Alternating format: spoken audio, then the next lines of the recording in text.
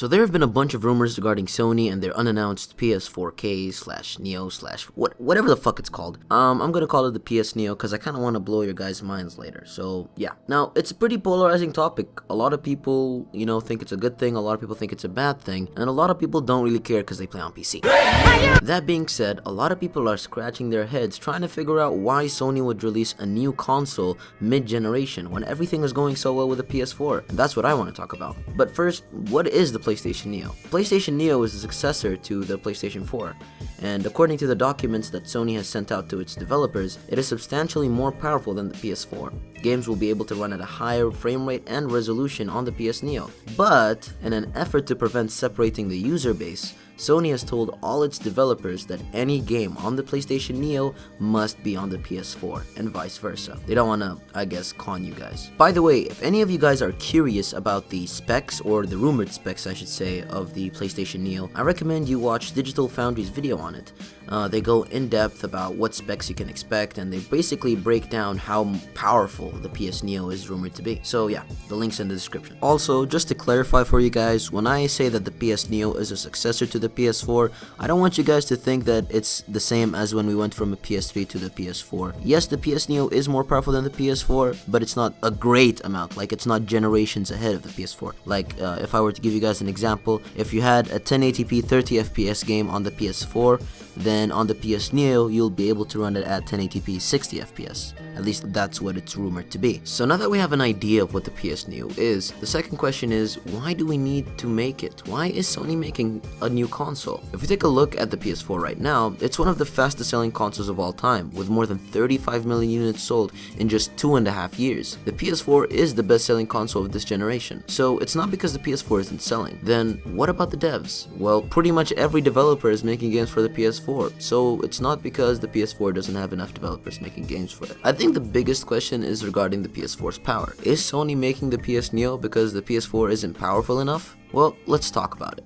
The PS4 isn't the most powerful gaming device out there, especially when compared to PCs, but I believe that the PS4 is certainly powerful enough to play 99% of modern games. If you take a look at all the games that have come out for the PS4, you'll see some fantastic looking and playing games. Dark Souls, NBA 2K, Star Wars Battlefront, Battlefield Hardline, Street Fighter 5, all these games are heavily graphically detailed and need a powerful enough system to run them. And for the love of God, has anyone seen how good Uncharted 4 looks like?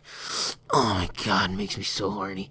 At the end of the day, while all the games don't run at 1080p 60 FPS, they are still playable and fun. So many people wouldn't have bought the PS4 if that wasn't the case. My point is, making a new, more powerful console when pretty much every developer under the moon is making games for the PS4 is pretty stupid. So then, if the PS4 can play normal modern games, then why is Sony making a new PlayStation? Why are they increasing development costs for developers? Why are they, to a certain extent, separating the user base? When people buy a new console, it's considered a long-term investment, and so for a new PlayStation to come out only 2 years after the PS4, a lot of users for the PS4 probably feel cheated. From the documents Sony sent out to developers, one of the new rules they put in place is that all the games that are being made for the PS Neo have to be made for the PS4. That creates an issue for developers. I mean, do they develop games geared towards the PS4 or geared towards the PS Neo? Where do they find the middle ground? What if a game comes out on the PS Neo and it runs like shit on the PS4? I mean, this kind of thing has happened before in the games industry.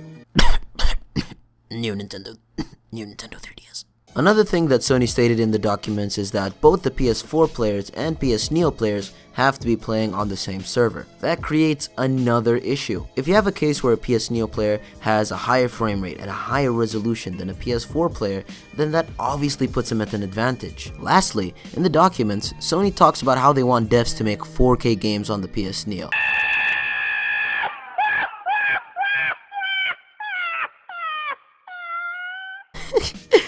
That is bullshit, at least when we're talking about full-fledged 4K. On PC, you'd need at least a $600, I repeat, a $600 980 Ti to play 4K at a stable 30 FPS. Sony wants devs to basically upscale their games and take a 1080p resolution and stretch it out till it becomes 4K. But the problem with that is that it will definitely not look as crisp and will probably look really blurry. So if we consider all this stuff, the question still comes up. Why is Sony making the PS Neo?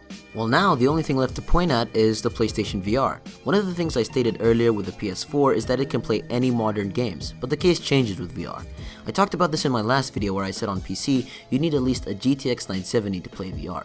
That is a $300 plus card, and it is much more powerful than the GPU that's in the PS4 right now. One of the special needs for VR is frame rate. If a VR game does not play at 60 FPS or 90 FPS or even greater, it becomes extremely disorienting and nausea-inducing. Players can get major headaches and dizziness because VR tricks your brain in such an intricate way that it needs a smooth frame rate for everything to seem real.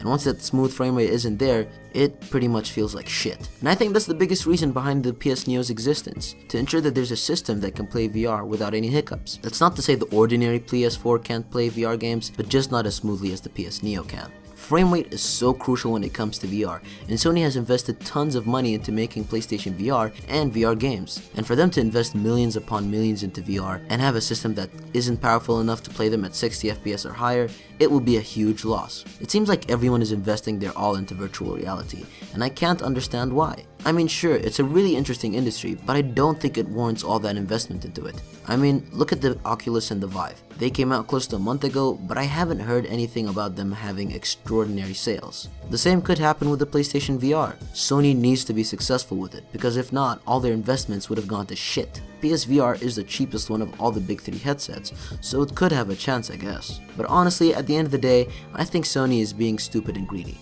Compared to the PS3, the PS4 is like a godsend for Sony. It's selling extremely well, and now they're risking consumer trust and developer trust making the PS Neo. If Sony succeeds with the PS Neo, then I'm pretty sure this will continue in the future, and I don't want that to happen. It takes away from the beauty and simplicity of console gaming. Honestly, at this point, all we can do is wait and see how things pan out. PS Neo could be a huge success, or it could be a huge bomb. Developers might make games geared towards the PS Neo more than the PS4, or vice versa. It is a risky situation, so if consoles are getting regular upgrades, then it's probably best to switch to PC.